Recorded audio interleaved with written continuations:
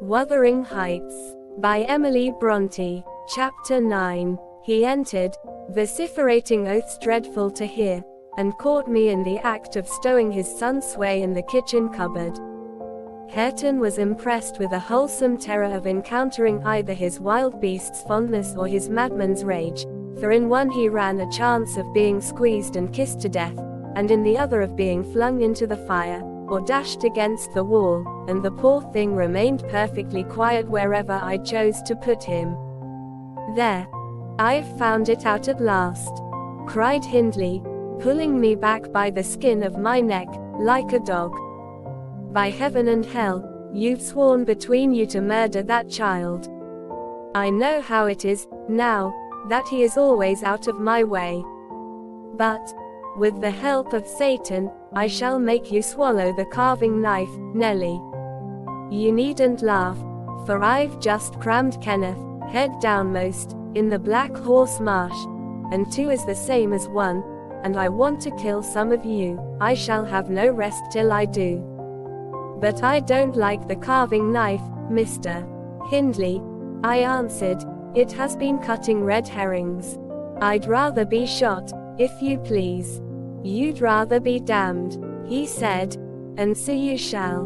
No law in England can hinder a man from keeping his house decent, and mine's abominable. Open your mouth." He held the knife in his hand, and pushed its point between my teeth, but, for my part, I was never much afraid of his vagaries. I spat out, and affirmed it tasted detestably. I would not take it on any account. "Oh," said he, releasing me, "I see that hideous little villain is not Hareton. I beg your pardon, Nell.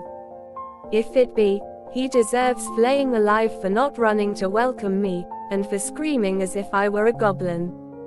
Unnatural cub, come hither. I'll teach thee to impose on a good-hearted, deluded father. Now, don't you think the lad would be handsomer cropped? It makes a dog fiercer, and I love something fierce. Get me a scissors, something fierce and trim. Besides, it's infernal affectation, devilish conceit it is, to cherish our ears. We're asses enough without them." "Hush, child, hush. Well then, it is my darling. Wished. Dry thy eyes, there's a joy, kiss me." "What? It won't. Kiss me, Hareton. Damn thee, kiss me. By God, as if I would rear such a monster. As sure as I'm living, I'll break the brat's neck." Poor Hareton was squalling and kicking in his father's arms with all his might, and redoubled his yells when he carried him upstairs and lifted him over the banister. I cried out that he would frighten the child into fits, and ran to rescue him. As I reached them, Hindley leant forward on the rails to listen to a noise below, almost forgetting what he had in his hands. "Who is that?" he asked, hearing someone approaching the stairs foot. I leant forward also, for the purpose of signing to Heathcliff, whose step I recognized, not to come further, and, at the instant when my eye quitted Hareton, he gave a sudden spring, delivered himself from the careless grasp that held him, and fell. There was scarcely time to experience a thrill of horror before we saw that the little wretch was safe. Heathcliff arrived underneath just at the critical moment. By a natural impulse he arrested his descent, and setting him on his feet, looked up to discover the author of the accident. A miser who has parted with a lucky lottery ticket for 5 shillings, and finds next day he has lost in the bargain £5,000, could not show a blanker countenance than he did on beholding the figure of Mr. Earnshaw above. It expressed, plainer than words could do, the intensest anguish at having made himself the instrument of thwarting his own revenge. Had it been dark, I dare say he would have tried to remedy the mistake by smashing Hareton's skull on the steps, but we witnessed his salvation, and I was presently below with my precious charge pressed to my heart. Hindley descended more leisurely, sobered and abashed. "It is your fault, Ellen," he said. You should have kept him out of sight. You should have taken him from me. Is he injured anywhere? Injured? I cried angrily. If he is not killed, he'll be an idiot. Oh, I wonder his mother does not rise from her grave to see how you use him. You're worse than a heathen, treating your own flesh and blood in that manner. He attempted to touch the child, who, on finding himself with me, sobbed off his terror directly. At the first finger his father laid on him, however, he shrieked again louder than before, and struggled as if he would go into convulsions. You shall not meddle with him, I continued. He hates you, they all hate you, that's the truth. A happy family you have, and a pretty state you're come to. I shall come to a prettier, yet, Nelly, laughed the misguided man, recovering his hardness. At present, convey yourself and him away.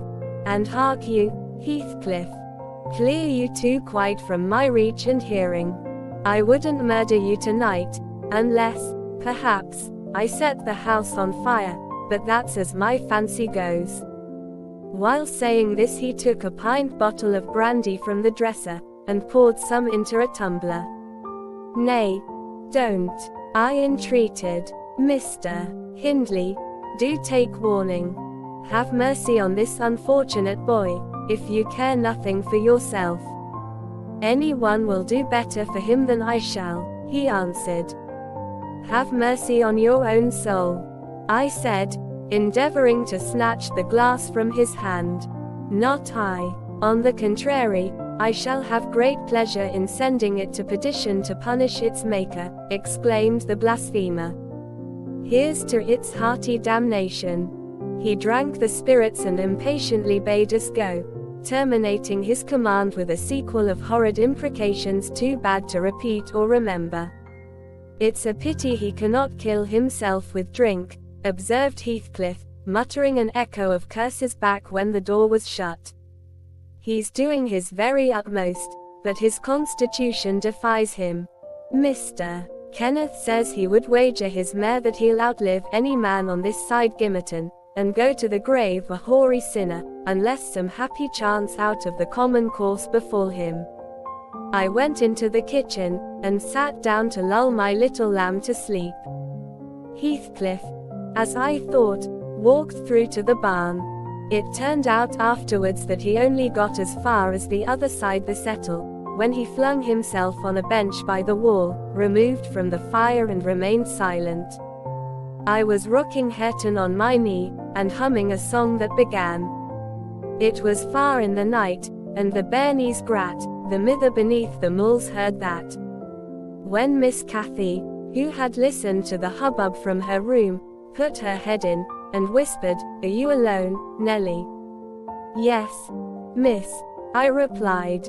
She entered and approached the hearth. I, supposing she was going to say something, looked up. The expression of her face seemed disturbed and anxious. Her lips were half asunder, as if she meant to speak, and she drew a breath, but it escaped in a sigh instead of a sentence. I resumed my song, not having forgotten her recent behavior. "Where's Heathcliff?" she said, interrupting me. "About his work in the stable," was my answer. He did not contradict me. Perhaps he had fallen into a doze. There followed another long pause, during which I perceived a drop or two trickle from Catherine's cheek to the flags. Is she sorry for her shameful conduct? I asked myself. That will be a novelty, but she may come to the point, as she will, I shan't help her. No. She felt small trouble regarding any subject, save her own concerns. "Oh, dear," she cried at last. "I'm very unhappy." "A pity," observed I. "You're hard to please, so many friends and so few cares, and can't make yourself content. Nelly, will you keep a secret for me?" she pursued, kneeling down by me, and lifting her winsome eyes to my face with that sort of look which turns off bad temper, even when one has all the right in the world to indulge it. Is it worth keeping? I inquired, less sulkily. Yes. And it worries me, and I must let it out. I want to know what I should do. Today, Edgar Linton has asked me to marry him, and I've given him an answer. Now, before I tell you whether it was a consent or denial, you tell me which it ought to have been. Really, Miss Catherine, how can I know? I replied. To be sure, considering the exhibition you performed in his presence this afternoon, I might say it would be wise to refuse him. Since he asked you after that, he must either be hopelessly stupid or a venturesome fool. If you talk so, I won't tell you any more, she returned, peevishly rising to her feet. I accepted him, Nellie. Be quick, and say whether I was wrong. You accepted him. Then what good is it discussing the matter? You have pledged your word, and cannot retract. But say whether I should have done so. Do. She exclaimed in an irritated tone, chafing her hands together, and frowning. There are many things to be considered before that question can be answered properly, I said, sententiously. First and foremost, do you love Mr. Edgar? Who can help it? Of course I do, she answered. Then I put her through the following catechism. For a girl of 22 it was not injudicious. Why do you love him, Miss Cathy? Nonsense. I do. That's sufficient. By no means. You must say why. Well, because he is handsome, and pleasant to be with. Bad, was my commentary. And because he is young and cheerful. Bad, still, and because he loves me. Indifferent, coming there, and he will be rich, and I shall like to be the greatest woman of the neighborhood, and I shall be proud of having such a husband. Worst of all, and now, say how you love him. As everybody loves. You're silly, Nellie. Not at all, answer. I love the ground under his feet, and the air over his head, and everything he touches, and every word he says. I love all his looks, and all his actions, and him entirely and altogether. There now, and why? Nay, you are making a jest of it, it is exceedingly ill-natured. It's no jest to me, said the young lady, scowling, and turning her face to the fire. I'm very far from jesting, Miss Catherine, I replied. You love Mr. Edgar because he is handsome, and young, and cheerful, and rich, and loves you. The last, however, goes for nothing. You would love him without that, probably, and with it you wouldn't, unless he possessed the four former attractions. No, to be sure not. I should only pity him, hate him, perhaps, if he were ugly, and a clown. But there are several other handsome, rich young men in the world, handsomer, possibly, and richer than he is. What should hinder you from loving them? If there be any, they are out of my way. I've seen none like Edgar. You may see some, and he won't always be handsome, and young, and may not always be rich. He is now, and I have only to do with the present. I wish you would speak rationally. Well, that settles it. If you have only to do with the present, marry Mr. Linton. I don't want your permission for that. I shall marry him, and yet you have not told me whether I'm right. Perfectly right, if people be right to marry only for the present. And now, let us hear what you are unhappy about. Your brother will be pleased. The old lady and gentleman will not object, I think. You will escape from a disorderly, comfortless home into a wealthy, respectable one, and you love Edgar, and Edgar loves you. All seems smooth and easy. Where is the obstacle? Here, and here, replied Catherine, striking one hand on her forehead, and the other on her breast, in whichever place the soul lives. In my soul and in my heart, I'm convinced I'm wrong. That's very strange. I cannot make it out. It's my secret. But if you will not mock at me, I'll explain it. I can't do it distinctly, but I'll give you a feeling of how I feel. She seated herself by me again. Her countenance grew sadder and graver, and her clasped hands trembled. Nellie, do you never dream queer dreams? She said, suddenly, after some minutes' reflection. Yes. Now and then, I answered. And so do I. I've dreamt in my life dreams that have stayed with me ever after, and changed my ideas. They've gone through and through me, like wine through water, and altered the color of my mind. And this is one. I'm going to tell it, but take care not to smile at any part of it. Oh, don't. Miss Catherine, I cried. We're dismal enough without conjuring up ghosts and visions to perplex us. Come, come, be merry and like yourself. Look at little Hareton. He's dreaming nothing dreary. How sweetly he smiles in his sleep. Yes. And how sweetly his father curses in his solitude. You remember him, I dare say, when he was just such another as that chubby thing, nearly as young and innocent.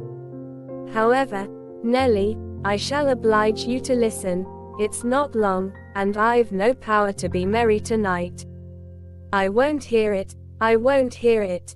I repeated, hastily. I was superstitious about dreams then, and am still, and Catherine had an unusual gloom in her aspect, that made me dread something from which I might shape a prophecy, and foresee a fearful catastrophe. She was vexed, but she did not proceed. Apparently taking up another subject, she recommenced in a short time. If I were in heaven, Nellie, I should be extremely miserable. Because you are not fit to go there, I answered. All sinners would be miserable in heaven. But it is not for that. I dreamt once that I was there. I tell you I won't hearken to your dreams, Miss Catherine. I'll go to bed, I interrupted again. She laughed, and held me down, for I made a motion to leave my chair. This is nothing, cried she. I was only going to say that heaven did not seem to be my home, and I broke my heart with weeping to come back to earth, and the angels were so angry that they flung me out into the middle of the heath on the top of Wuthering Heights, where I woke sobbing for joy. That will do to explain my secret, as well as the other. I've no more business to marry Edgar Linton than I have to be in heaven, and if the wicked man in there had not brought Heathcliff so low, I shouldn't have thought of it. It would degrade me to marry Heathcliff now, so he shall never know how I love him, and that, not because he's handsome, Nellie, but because he's more myself than I am. Whatever our souls are made of, his and mine are the same, and Linton's is as different as a moonbeam from lightning, or frost from fire. Ere this speech ended I became sensible of Heathcliff's presence. Having noticed a slight movement, I turned my head, and saw him rise from the bench, and steal out noiselessly. He had listened till he heard Catherine say it would degrade her to marry him, and then he stayed to hear no further. My companion, sitting on the ground, was prevented by the back of the settle from remarking his presence or departure, but I started, and bade her hush. Why? She asked, gazing nervously round. Joseph is here, I answered, catching opportunely the roll of his cartwheels up the road, and Heathcliff will come in with him. I'm not sure whether he were not at the door this moment. Oh, he couldn't overhear me at the door, said she. Give me Hareton, while you get the supper, and when it is ready ask me to sup with you. I want to cheat my uncomfortable conscience, and be convinced that Heathcliff has no notion of these things. He has not, has he? He does not know what being in love is. I see no reason that he should not know, as well as you, I returned, and if you are his choice, he'll be the most unfortunate creature that ever was born. As soon as you become Mrs. Linton, he loses friend, and love, and all. Have you considered how you'll bear the separation, and how he'll bear to be quite deserted in the world? Because, Miss Catherine, he quite deserted, we separated, she exclaimed, with an accent of indignation. Who is to separate us, pray? They'll meet the fate of Milo. Not as long as I live, Ellen, for no mortal creature. Every Linton on the face of the earth might melt into nothing before I could consent to forsake Heathcliff.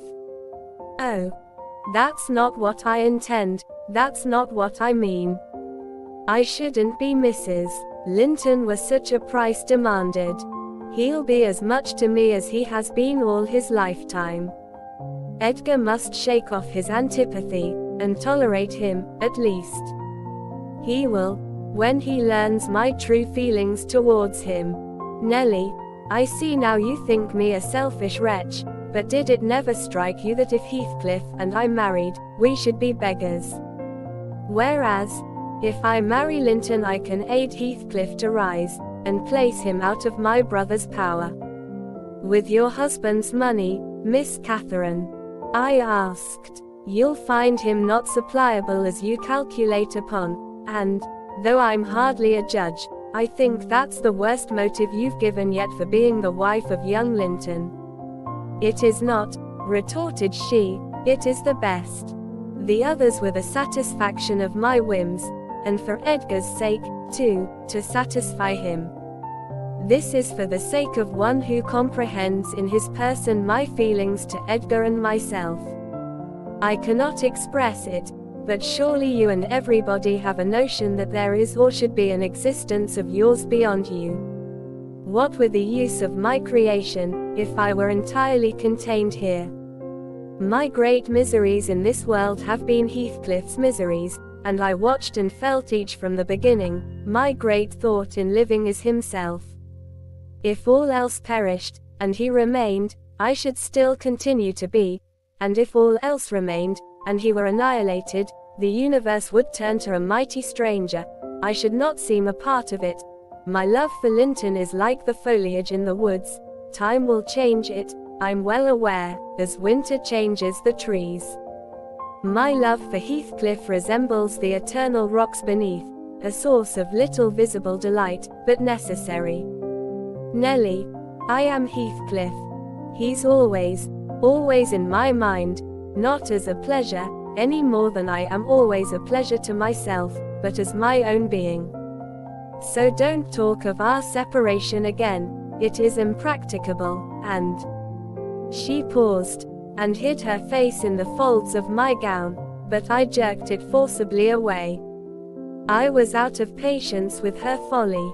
If I can make any sense of your nonsense, miss, I said, it only goes to convince me that you are ignorant of the duties you undertake in marrying, or else that you are a wicked, unprincipled girl. But trouble me with no more secrets, I'll not promise to keep them. You'll keep that? She asked, eagerly. No. I'll not promise, I repeated. She was about to insist, when the entrance of Joseph finished our conversation, and Catherine removed her seat to a corner, and nursed Hareton, while I made the supper. After it was cooked, my fellow servant and I began to quarrel who should carry some to Mr. Hindley, and we didn't settle it till all was nearly cold. Then we came to the agreement that we would let him ask, if he wanted any, for we feared particularly to go into his presence when he had been some time alone. And how isn't that nout comed in fro, th. Field, be this time? What is he about? Girt idle seat, demanded the old man, looking round for Heathcliff. I'll call him, I replied. He's in the barn, I've no doubt. I went and called, but got no answer. On returning, I whispered to Catherine that he had heard a good part of what she said, I was sure, and told how I saw him quit the kitchen just as she complained of her brother's conduct regarding him. She jumped up in a fine fright, flung Hareton onto the settle, and ran to seek for her friend herself, not taking leisure to consider why she was so flurried, or how her talk would have affected him. She was absent such a while that Joseph proposed we should wait no longer. He cunningly conjectured they were staying away in order to avoid hearing his protracted blessing. They were ill and new for only foul manners, he affirmed. And on their behalf he added that night a special prayer to the usual quarter of an hour's supplication before meat, and would have tacked another to the end of the grace, had not his young mistress broken in upon him with a hurried command that he must run down the road, and, wherever Heathcliff had rambled, find and make him re-enter directly. "I want to speak to him, and I must, before I go upstairs," she said. "And the gate is open. He is somewhere out of hearing," for he would not reply, though I shouted at the top of the fold as loud as I could. Joseph objected at first. She was too much in earnest, however, to suffer contradiction, and at last he placed his hat on his head, and walked grumbling forth. Meantime, Catherine paced up and down the floor, exclaiming, "I wonder where he is, I wonder where he can be. What did I say, Nellie? I've forgotten. Was he vexed at my bad humor this afternoon? Dear, tell me what I've said to grieve him. I do wish he'd come. I do wish he would. What a noise for nothing," I cried, though rather uneasy myself. "What a trifle scares you. It's surely no great cause of alarm that Heathcliff should take a moonlight saunter on the moors, or even lie too sulky to speak to us in the hayloft. I'll engage he's lurking there. See if I don't ferret him out." I departed to renew my search. Its result was disappointment, and Joseph's quest ended in the same. "Yon lad gets war and war," observed he on re-entering. "He's left th gate at T, full swing, and Mrs. Pony has trodden down 2 rigs o' corn, and plotted through, right o'er into T, meadow. Harsomdiver, T, Meister, I'll play T, devil to morn, and he'll do weel. He's patience itseln why, sick careless, a fault craters, patience itseln he is. But he'll not be so a allus, yas see, all on ye. Ya munn't drive him out of his heed for nowt. Have you found Heathcliff, you ass?" interrupted Catherine. "Have you been looking for him, as I ordered?" "I sued more liquor look for th horse," he replied.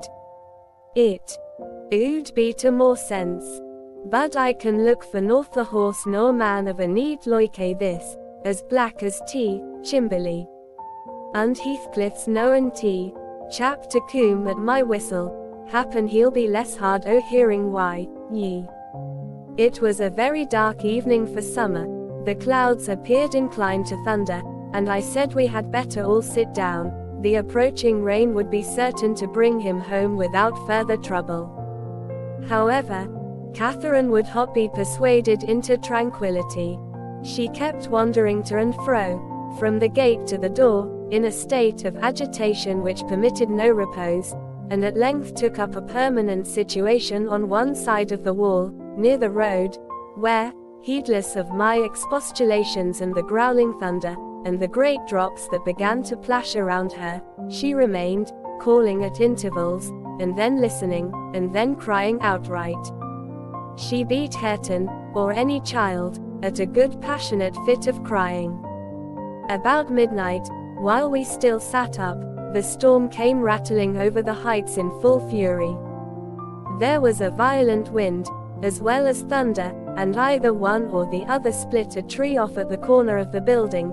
A huge bough fell across the roof, and knocked down a portion of the east chimney stack, sending a clatter of stones and soot into the kitchen fire.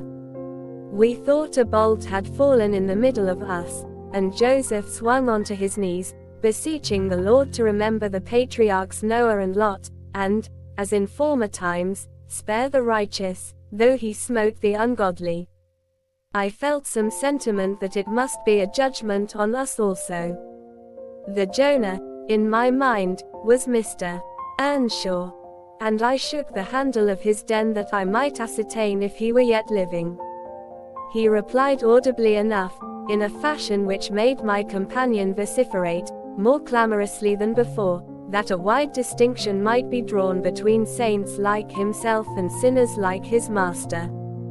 But the uproar passed away in 20 minutes, leaving us all unharmed, excepting Cathy, who got thoroughly drenched for her obstinacy in refusing to take shelter, and standing bonnetless and shawlless to catch as much water as she could with her hair and clothes. She came in and lay down on the settle, all soaked as she was, turning her face to the back, and putting her hands before it. "Well, miss," I exclaimed, touching her shoulder, "you are not bent on getting your death, are you? Do you know what o'clock it is? 12:30. Come to bed. There's no use waiting any longer on that foolish boy. He'll be gone to Gimmerton, and he'll stay there now. He guesses we shouldn't wait for him till this late hour. At least, he guesses that only Mr. Hindley would be up, and he'd rather avoid having the door opened by the master." Nay, he's noan at Gimmerton," said Joseph. "I's niver wonder but he's at tea, bottom of a bog hoyle. This visitation warn't for nowt, and I wad have ye to look out, miss, ya moo be tea, next. Thank Heaven for all walks together for good to them as is chosen, and picked out fro, th, rubbage. Ya nor wet tea, scripture ses. And he began quoting several texts, referring us to chapters and verses where we might find them. I, having vainly begged the wilful girl to rise and remove her wet things, left him preaching and her shivering, and betook myself to bed with little Hareton, who slept as fast as if everyone had been sleeping round him. I heard Joseph read on a while afterwards, then I distinguished his slow step on the ladder, and then I dropped asleep. Coming down somewhat later than usual, I saw, by the sunbeams piercing the chinks of the shutters, Miss Catherine still seated near the fireplace. The house door was ajar, too. Light entered from its unclosed windows. Hindley had come out, and stood on the kitchen hearth, haggard and drowsy. "What ails you, Cathy?" he was saying when I entered. "You look as dismal as a drowned whelp. Why are you so damp and pale, child?" "I've been wet," she answered reluctantly, "and I'm cold, that's all." "Oh, she is naughty," I cried, perceiving the master to be tolerably sober. "She got steeped in the shower of yesterday evening, and there she has sat the night through, and I couldn't prevail on her to stir." Mr. Earnshaw stared at us in surprise. "The night through," he repeated. "What kept her up? Not fear of the thunder, surely? That was over hours since." Neither of us wished to mention Heathcliff's absence, as long as we could conceal it, so I replied, I didn't know how she took it into her head to sit up, and she said nothing. The morning was fresh and cool. I threw back the lattice, and presently the room filled with sweet scents from the garden, but Catherine called peevishly to me, "Ellen, shut the window. I'm starving," and her teeth chattered as she shrank closer to the almost extinguished embers.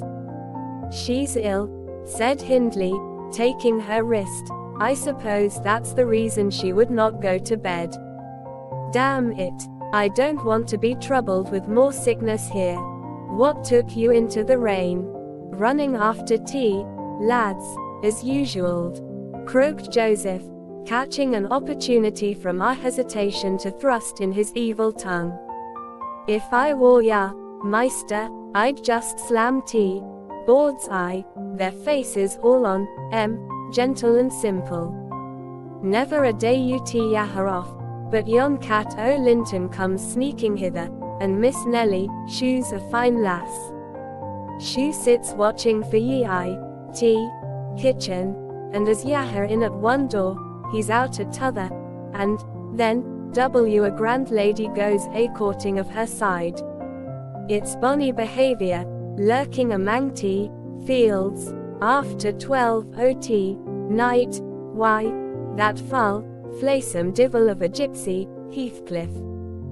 They think I'm blind, but I'm noan, nout utt, sort. I seed young Linton both coming and going, and I seed ya, directing his discourse to me, ya goid fair nout, slatternly witch. Nip up and bolt into house, minute ya heard meister's horse fit clatter up road. Silence, eavesdropper, cried Catherine, none of your insolence before me. Edgar Linton came yesterday by chance, Hindley, and it was I who told him to be off, because I knew you would not like to have met him as you were. You lie, Cathy, no doubt, answered her brother, and you're a confounded simpleton. But never mind Linton at present. Tell me, were you not with Heathcliff last night? Speak the truth, now. You need not be afraid of harming him, though I hate him as much as ever. He did me a good turn a short time since that will make my conscience tender of breaking his neck. To prevent it, I shall send him about his business this very morning, and after he's gone, I'd advise you all to look sharp. I shall only have the more humor for you. I never saw Heathcliff last night, answered Catherine, beginning to sob bitterly, and if you do turn him out of doors, I'll go with him. But, perhaps, you'll never have an opportunity, perhaps, he's gone.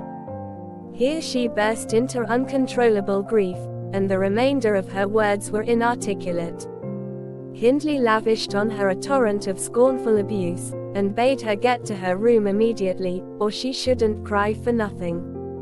I obliged her to obey, and I shall never forget what a scene she acted when we reached her chamber. It terrified me.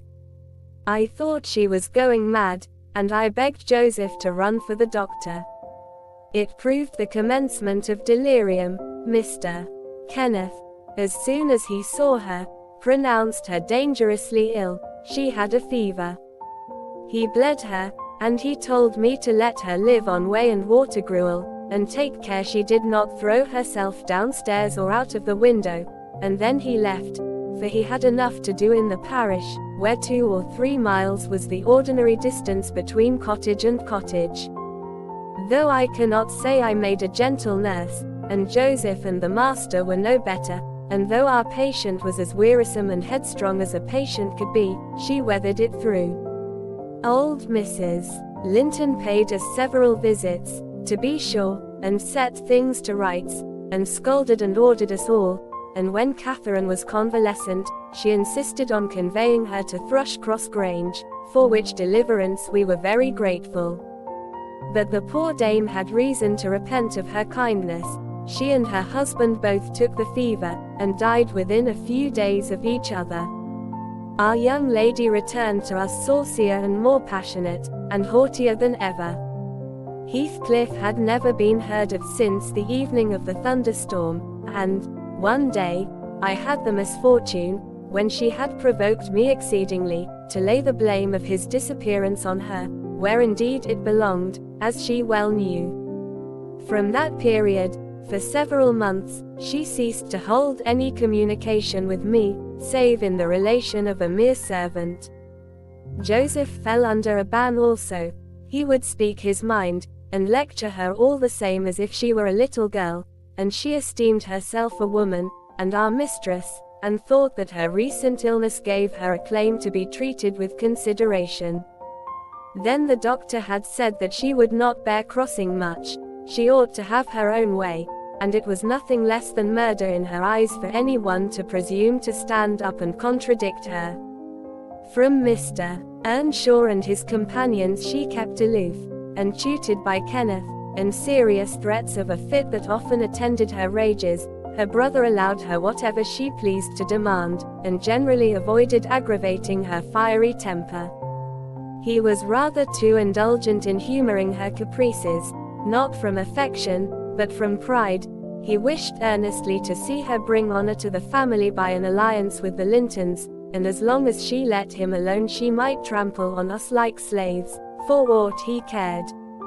Edgar Linton, as multitudes have been before and will be after him, was infatuated, and believed himself the happiest man alive on the day he led her to Gimmerton Chapel, 3 years subsequent to his father's death.